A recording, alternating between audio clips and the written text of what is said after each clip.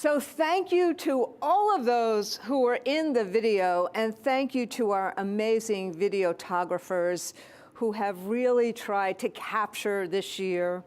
And thank you, Ellen, for your leadership of the PPC, and thank you for honoring those we have loved and lost. And for everybody else, welcome to Teach. How I wish we were together in the same room, not the same Zoom.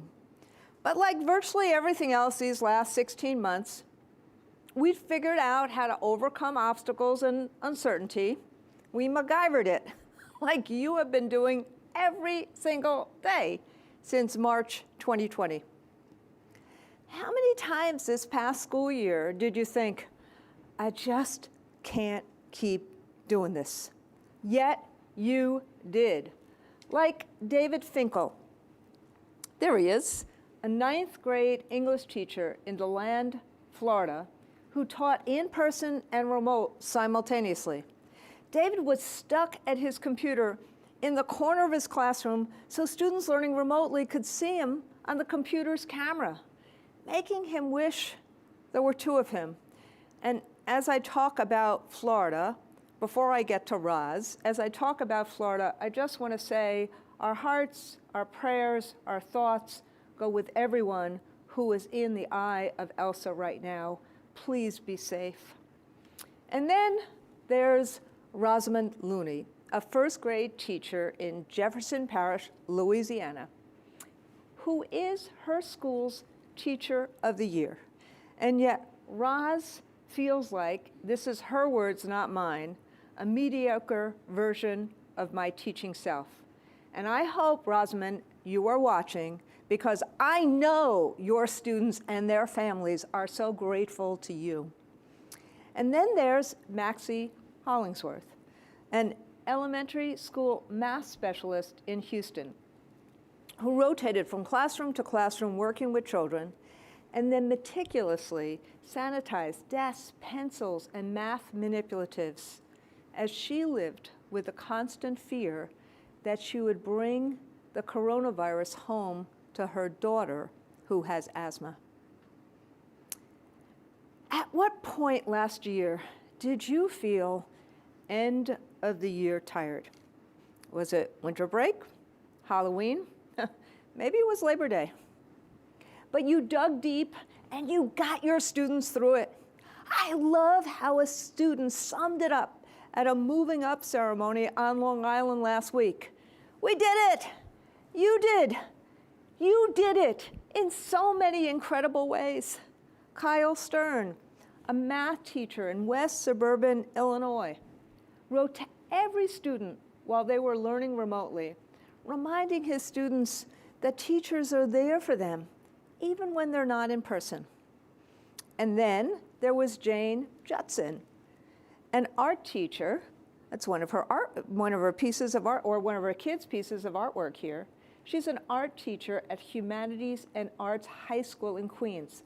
And she had students list words they associated with their isolation during the pandemic, and then create an image to express one of those words. Several of her students won awards for their artwork. And then there's Kate Sundin. She teaches chemistry in Philadelphia and coaches a speech and debate team. Kate and her students were trying to enter a national debate competition, but many students had glitchy or no internet connection. So it took Kate 3 weeks to piece together their online submission, and she hit send 1 minute before the midnight deadline. Don't worry, I could, but I am not going through our 1.7 million members and all of their stories. But you get what my point is. Educators have been first responders to students' needs, their technological, their academic, and their emotional needs. At a recent roundtable in the Bronx, high school students talked about how their teachers have been a lifeline during this difficult time. That's been so important, but it's also what Harry Potter calls a heroic responsibility. And heroic responsibilities can take their toll. The RAND Corporation worked with the AFT and the NEA to survey public school teachers. 78% of teachers reported experiencing frequent job-related stress, almost twice as many as most other working adults during the pandemic. And teachers were almost 3 times as likely to experience symptoms of depression as the general adult population. Teachers cited the stress of simultaneous teaching and the difficulty of maintaining contact with students and families, supporting our students' social and emotional health, and keeping them engaged, as well as teachers' concerns about their own or their loved ones' health. Sound familiar? It's crucial for the people who take care of others to take care of themselves. That's why the AFT introduced a free trauma counseling benefit for our members. You can find it on the website. And this Teach conference, we devote a whole strand to educator well-being with sessions on self-compassion and social emotional learning and other routines. And don't forget, Share My Lesson. It's available 24/7 and it's free. It's our award-winning platform for education resources, which has evolved to meet teachers' needs during this pandemic. And by the way, parents' needs and communities' needs. There are countless other ways the AFT is there for you. Take student debt. We're fighting to cancel $50,000 of student debt and to fix public service loan forgiveness, PSLF. And then in the short run, keep the moratorium on student debt payments, which expires in September. We're also fighting back against predatory student loan servicers. And the AFT's member benefit called Summer helps borrowers get into student debt plans that can save them money, saving some members hundreds of dollars a month. Again, you can find this on our website. We have fought and keep fighting for the resources and the safe and welcoming school environments you and your students deserve. And President Biden's American Rescue Plan has hugely helped in this regard. And this year, we're also expanding our collective bargaining work because, as President Biden said this week, educators deserve a raise, not just praise. And by the way, the First Lady, Dr. Jill Biden, is joining us tomorrow at a school we will visit together in Washington, D.C.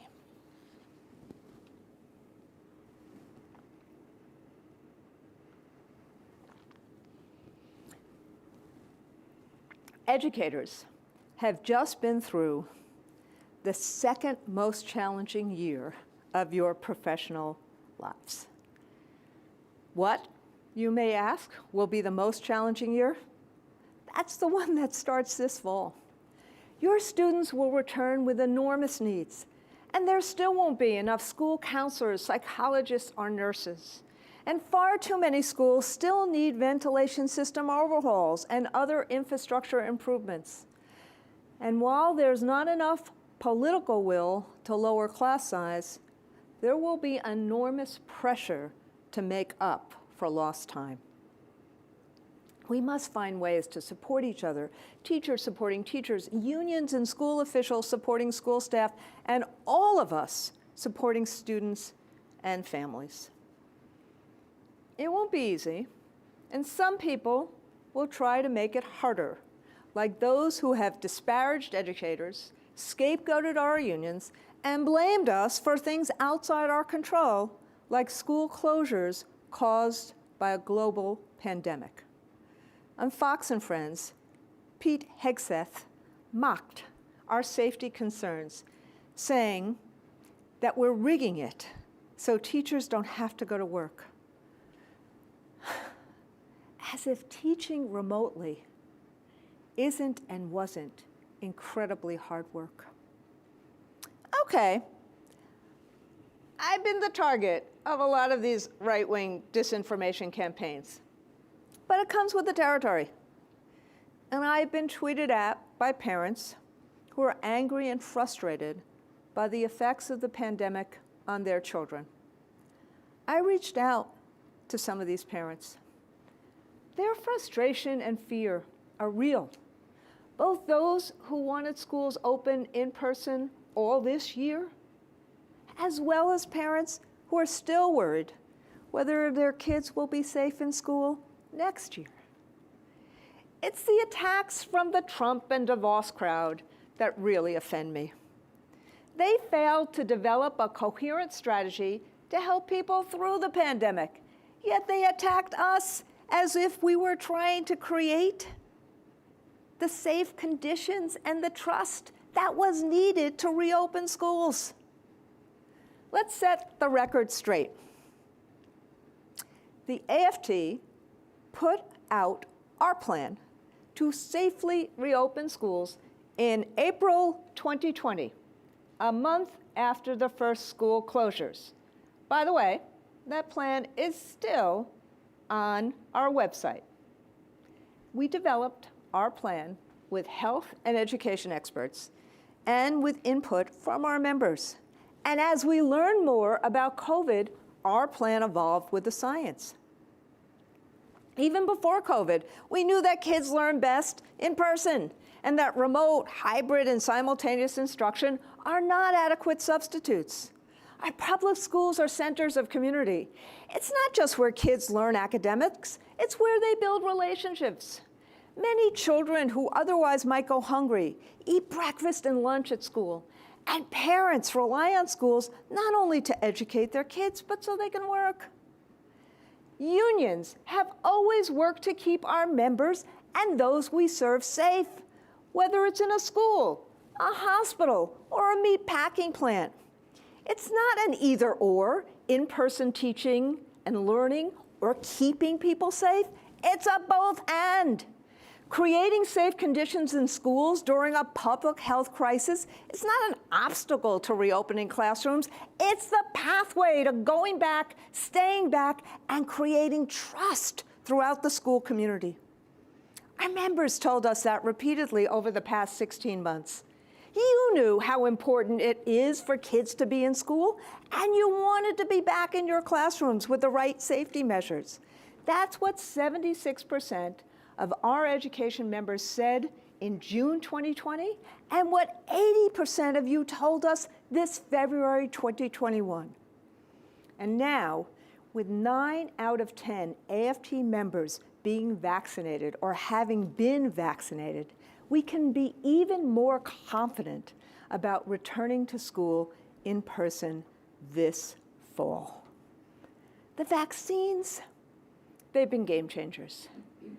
And the more that people were back in school with few outbreaks, the more that staff, students, and parents trusted we could be fully back in school safely.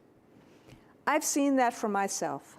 Since March, once I was fully vaccinated, I've visited our members throughout the United States, nurses and healthcare professionals who are on the front line of the pandemic in Alaska, Oregon, and Washington. And I've been in many schools that successfully reopened for in-person learning with safeguards in place, from a bus depot in Rio Rancho, New Mexico, to a school powered by solar energy on Staten Island. I saw the joy, the excitement, and the relief that students and staff have felt over being back. Schools can reopen this fall in person 5 days a week with mitigation measures, ventilation upgrades, and social, emotional, and academic supports for students. Yes, of course that requires resources. And that's why every day since the start of the pandemic, the AFT has fought in Washington for federal funding for schools. And we've fought for the COVID relief packages for families, for healthcare providers, to keep state and local governments and small businesses afloat, and to keep educators and other public employees to keep them from losing their jobs. which 900,000 did initially. So I want to thank you, all of you who participated or are participating in our virtual lobby day today.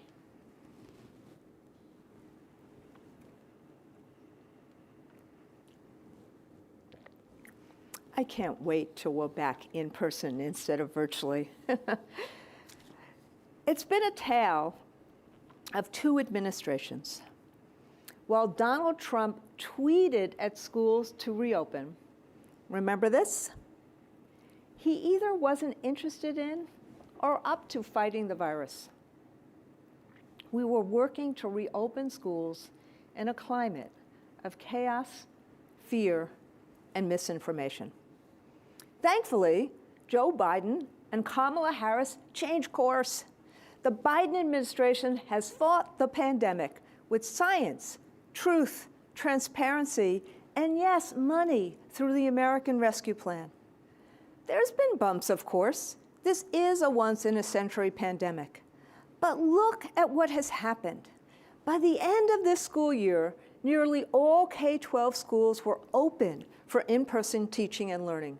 And virtually every school system is planning for full reopening this fall, and many are offering summer programs for academic recovery and for fun.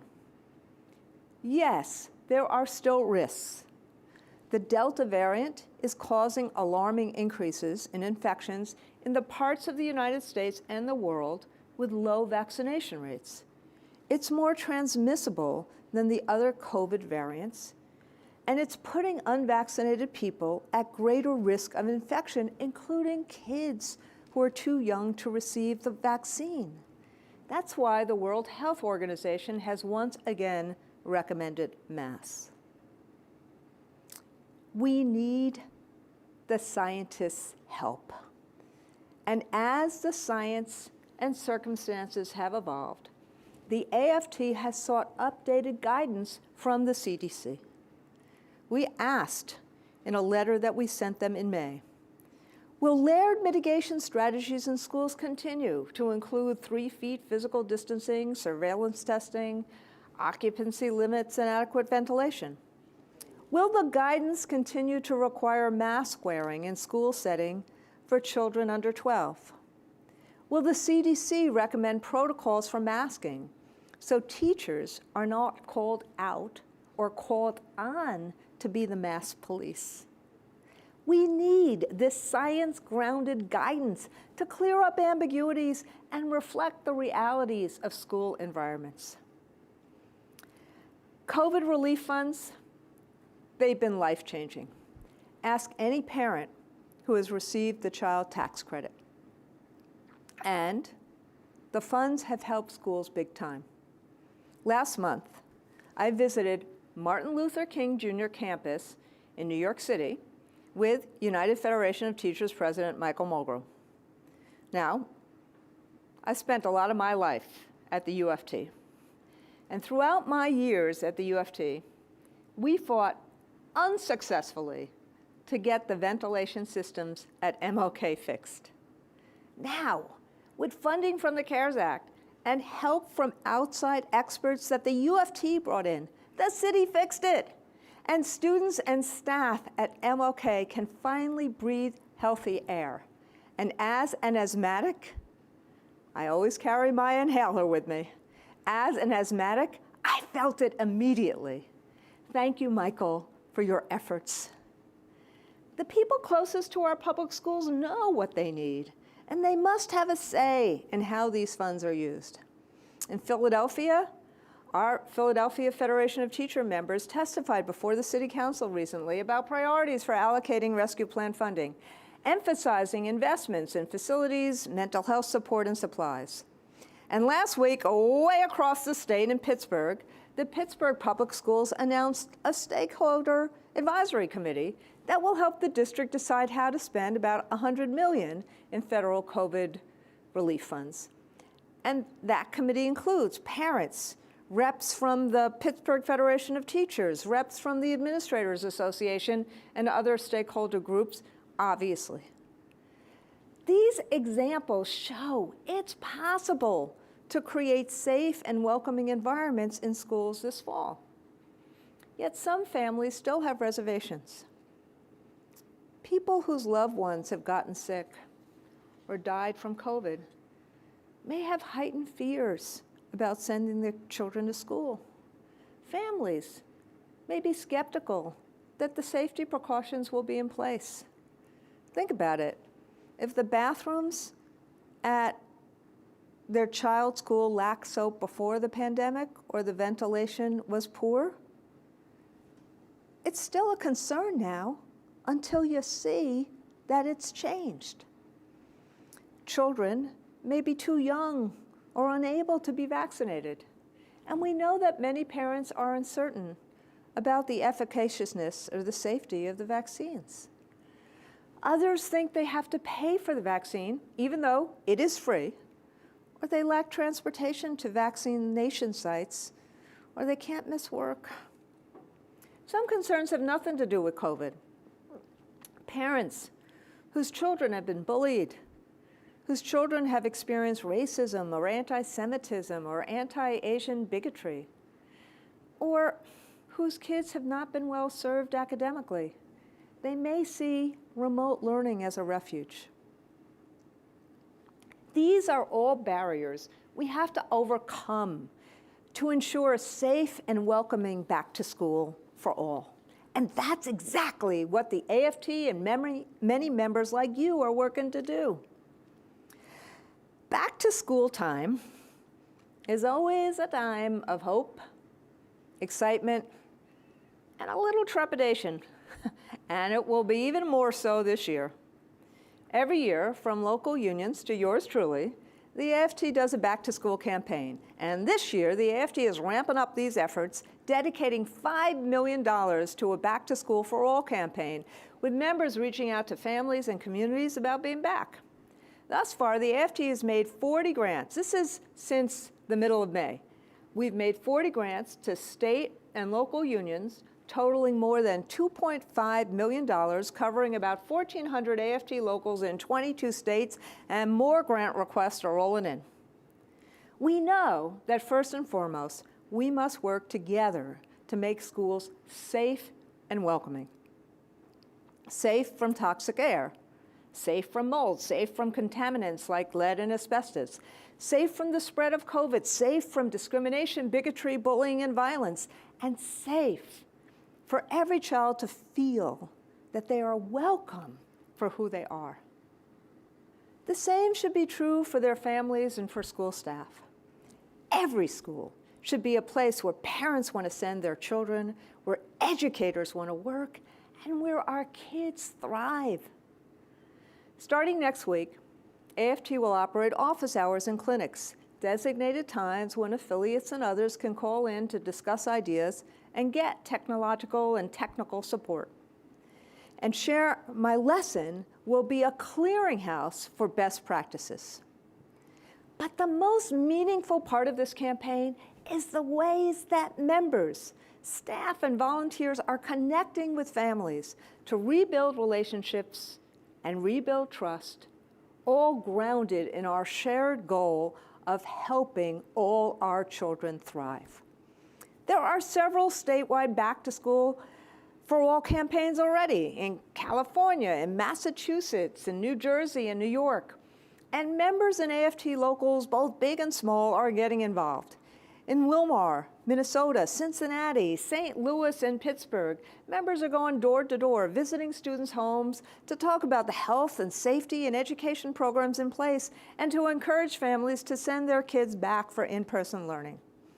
In New York City, the UFT is reaching out to families through the UFT parent liaisons, partnerships with community and religious organizations, and through advertising to build families' trust and confidence about their children returning to school.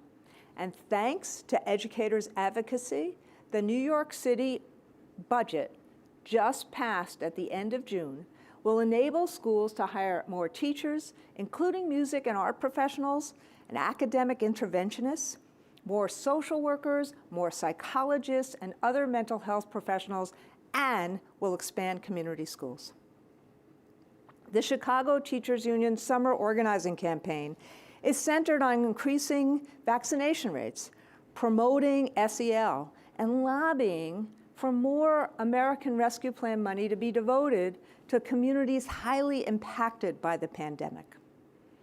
Education Austin's family engagement plans include having 1,500 one-on-one family conversations to gather feedback on challenges and ensure a safe return to school. Members of the Cleveland Teachers Union are contacting families of students who had limited or no attendance last school year. They're phone banking and knocking on doors. They're distributing first book materials at community events, and they're working with the district to make sure kids and families have what they need to return to school full-time in the fall. Same in Martinsville, Indiana, where the union is working with the district to reach out to families of the 800 students who were lost during the pandemic. I think you're getting my drift here. In Houston, a 12-member community canvassing team will target the city's poorest zip codes where student absences have been the highest. The Houston Federation of Teachers and the Houston Education Support Personnel aim not only to encourage families to return to the neighborhood public schools, but to join the fight for community schools and against school privatization. And then, in Massachusetts, AFT locals in Chelsea, Lawrence, Lynn, Springfield, Boston, Lowell, and New Medford will offer outdoor back-to-school fairs with snacks, with books from our partnership with First Book, and we'll have mobile vaccination clinics. They'll also go door to door to let the community know that schools are safe and ready for students to return this fall. With every door knock and every conversation, we're trying not only to bring students back to school, but to heal the fractures in our communities. Now, I've been involved in a lot of campaigns over a lot of years. I have never seen an effort to connect schools with families and communities on this scale. Our members rock. So, if you're interested and you haven't yet gotten involved, but you want to be involved in this campaign, go to aft.org/Renaissance.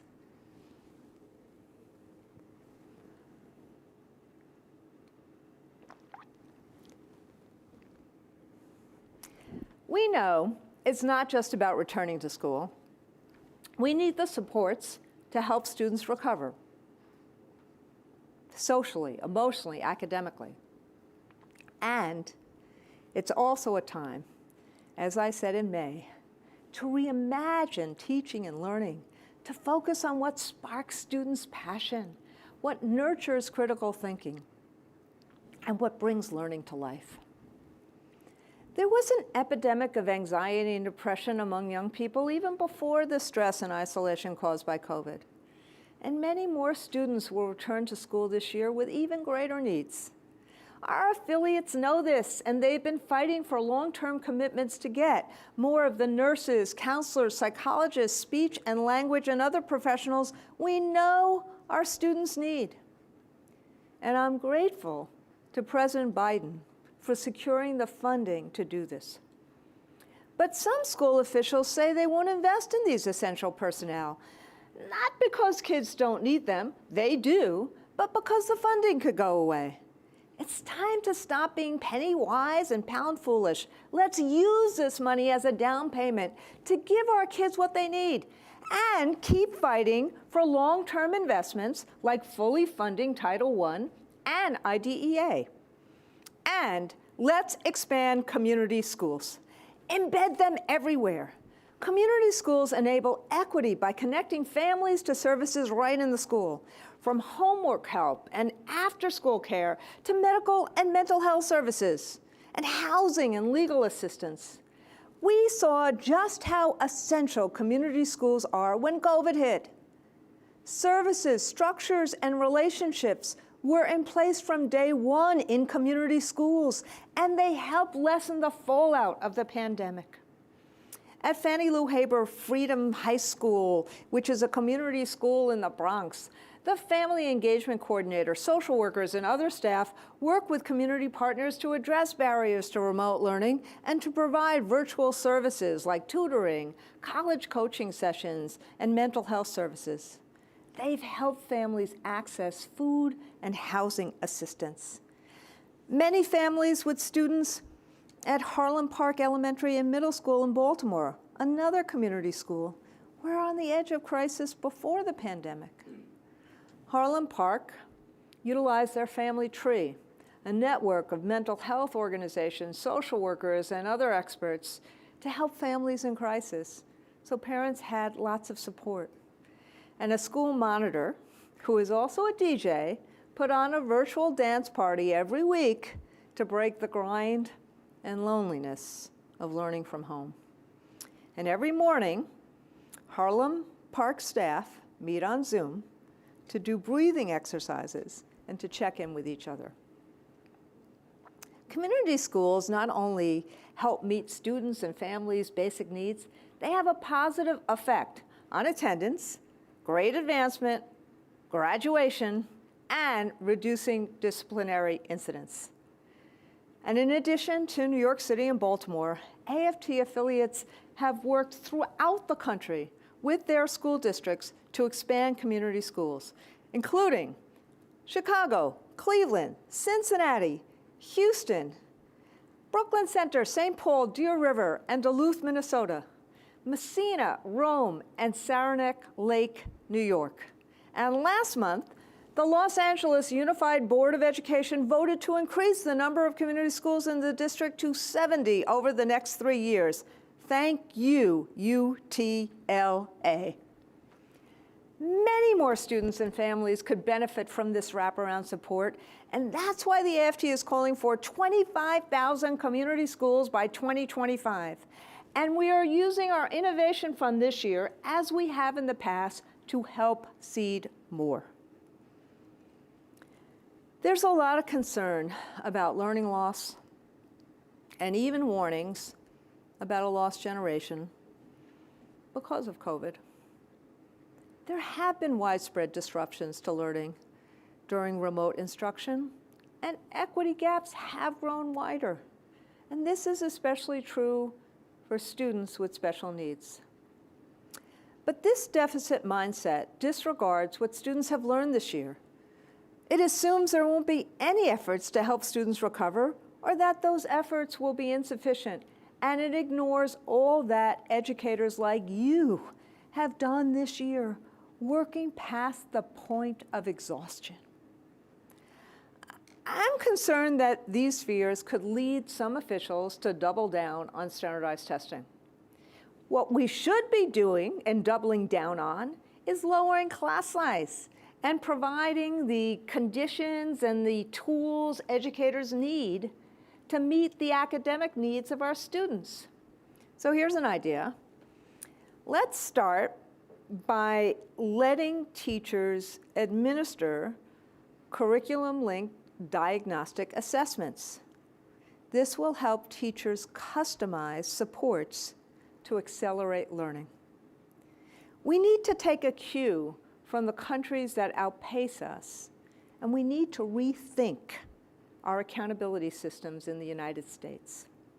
The purpose of large-scale standardized testing is to measure how systems are working writ large. It's not for measuring individual kids, schools, or teachers. Standardized testing doesn't help kids learn, and it doesn't help teachers teach. We need to measure what matters. So, we are calling on Education Secretary Miguel Cardona to form a task force to rethink how we address both assessment and accountability. Personally, I'm a huge fan of project-based learning. Where it's done well, assessing knowledge is a seamless part of the learning process, often through performance-based tasks. And I'm pretty confident teachers would do more of that if they had the authority, the tools, and the time that is currently eaten up by standardized testing. Career Tech Ed is an example of project-based instruction. 95% of students concentrating in CTE programs graduate from high school, about 10 percentage points higher than the national average. And survey data shows that CTE students are more satisfied with their education experience than students not involved in CTE. Students have surprised themselves by yearning to be back in school this year. Let's stoke their excitement about learning with interesting projects. Let's make sure learning feels worthwhile so that kids wake up every day eager to be in school. And our wonderful Secretary-Treasurer, Frederick Ingram, a high school band director and a talented musician in his own right, will talk in our closing session about how music and the arts can connect students to school. As much as we want to feel normal again, we can do better than the old normal. That old normal of narrow test-based accountability systems, vast inequality, and chronic underfunding. We have a rare opportunity to reimagine public schooling in America and to pursue bold initiatives that will help all our kids thrive. And the foundation for that, the foundation for all of this, is the first of the 3 R's, reading. Reading is at the root of so much that we want for children. It's the key to unleash their curiosity, to dig deep into their interests, and to learn critical content like science, arts, history, and literature. And more than 20 years ago, the AFT zeroed in on the need for educators, whatever their subject or level, to know more about research-based literacy. We shared the research, we trained thousands of teachers, and a little publication called Teaching Reading and Rocket Science by the amazing Louisa Moats became a staple of reading programs across the country. This weekend, I actually was cleaning up many of my papers from teaching, and I found a copy, an old copy of this pamphlet. Today, we know even more about the science of reading and how much it matters. Before the pandemic, under-resourced schools were struggling to provide high-quality reading instruction and needed academic supports. Students who have already been marginalized, they have to have the academic knowledge and the skills needed for strong literacy. So, we are redoubling AFT's commitment to help our members improve their instruction in literacy. Our incomparable Executive Vice President, Evelyn DeJesus, will lead this campaign. We'll be rolling it out over the next several months, starting with an online hub of updated resources, a series of back-to-school webinars, and a survey that will let you tell us what you need to support struggling readers, including the availability of books through our partnership with First Book. And by the way, Louisa updated her great work. We published it this year in American Educator, and there are 2 roundtables that teach on this. And speaking of First Book, next month is the 10th anniversary of the AFT First Book Partnership, which began with a book distribution in Charleston, West Virginia. In the decade since, more than 500 AFT locals have been involved, and together we have distributed more than 7.3 million books to children who might otherwise not have books on their own.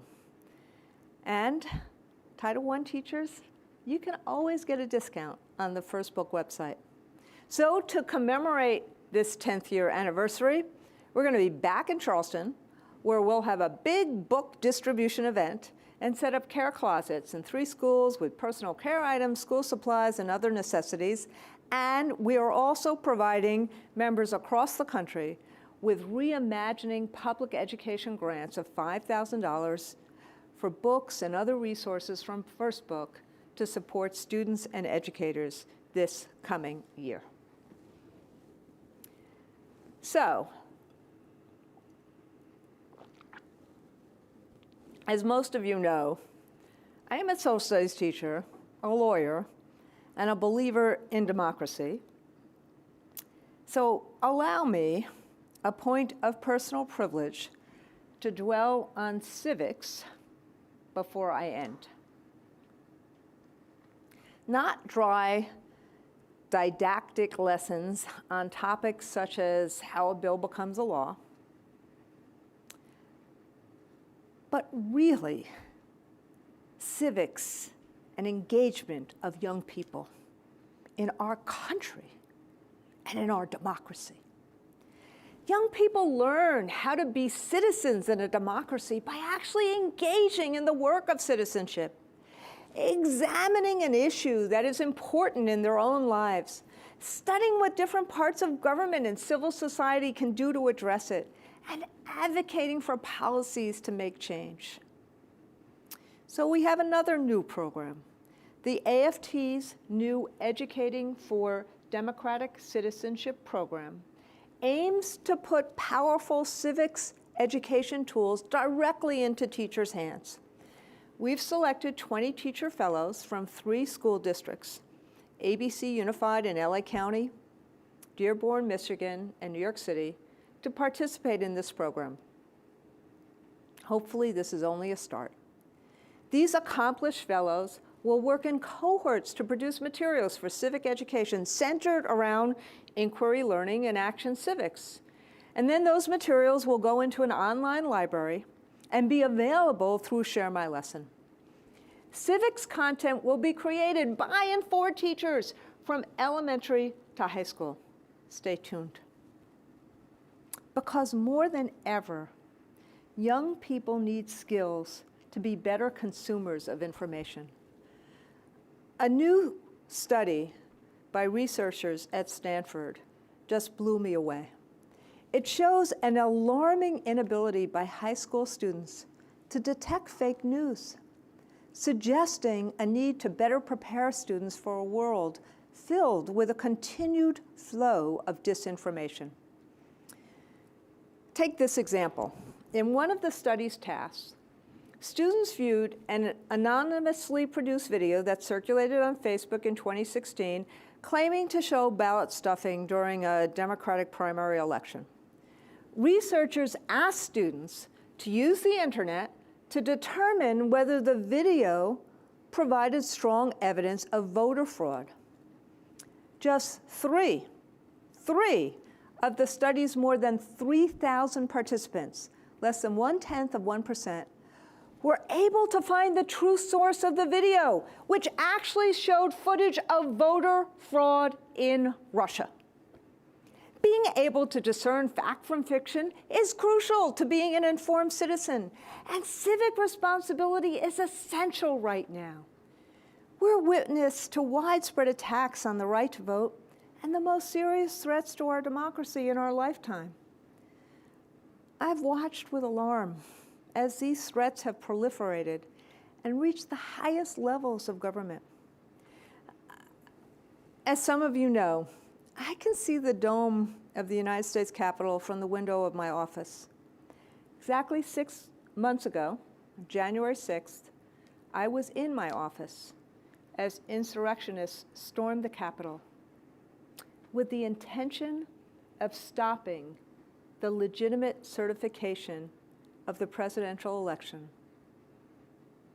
And some having the intention of harming and even killing elected officials. The seat of our democracy was attacked by violent insurgents. Capitol police officers were assaulted and overrun. This was not tourism, as one congressman described it. This was terrorism. The truth must not be obstructed. It must come out. That's why it was deeply disappointing that not enough Republican senators would join Democrats so that our country could establish a bipartisan, independent commission to investigate the January 6th attack. So I am asking, we are asking everyone who wants American democracy to endure, don't thwart this process. Let's discover the truth. Which brings me to another attempt to suppress the truth. The new culture campaign, some lawmakers and Fox News are using to distort history, limit learning, and stoke fears about our public schools. Let's be clear. Critical race theory is not taught in elementary schools or middle schools or high schools. It's a method of examination taught in law school and in college that helps analyze whether systemic racism exists, and in particular, whether it has an effect on law and public policy. But culture warriors are labeling any discussion of race, racism, or discrimination as CRT to try to make it toxic. They are bullying teachers and trying to stop us from teaching students accurate history. This harms students. These cultural warriors want to deprive students of a robust understanding of our common history. This will put students at a disadvantage in life by knocking a big hole in their understanding of our country and the world. Yale historian Timothy Snyder likens it to the memory laws of Soviet and other repressive and authoritarian regimes. Because authoritarians take actions designed to manipulate interpretation of the past, then assert a mandatory view of events, and then forbid discussion of accurate historical facts.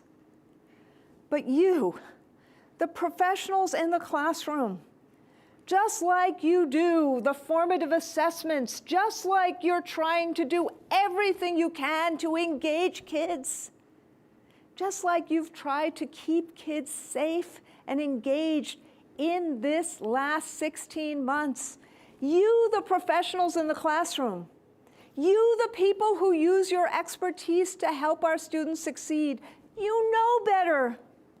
We teach history, not hate. Because no matter our color, our background, or our zip code, we want our kids to have an education that imparts honesty about who we are, integrity about how we treat others, and courage to do what's right. We want to raise young people who can understand facts, study the truth, examine diverse perspectives, and draw their own conclusions. In other words, to think critically.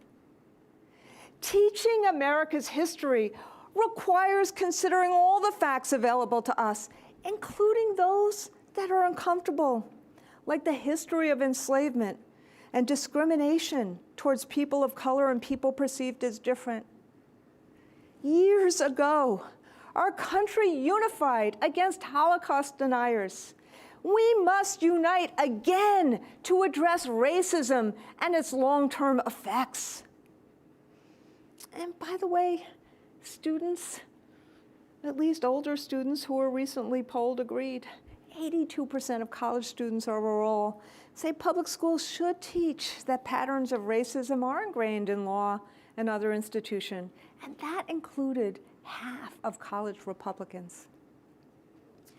These laws restricting what we teach impinge on educators' professional obligations, our obligation to teach honest history, as well as to teach current events like the January 6th attack on the Capitol, and to teach in accordance with the standards that each state adopts, which of course is a requirement for teacher licensure. It's so ironic that many of the same lawmakers who are so hell-bent on assessments based on state standards, are now passing contradictory legislation that forbids teachers from teaching some of these standards. A new Texas law, for example, states that teachers may not teach the concept that slavery and racism are anything other than deviations from, betrayals of, or failures to live up to the authentic founding principles of the United States. How do we then teach the Civil War, the Dred Scott decision, the Emancipation Proclamation, the 13th, 14th, or 15th Amendments, or Juneteenth?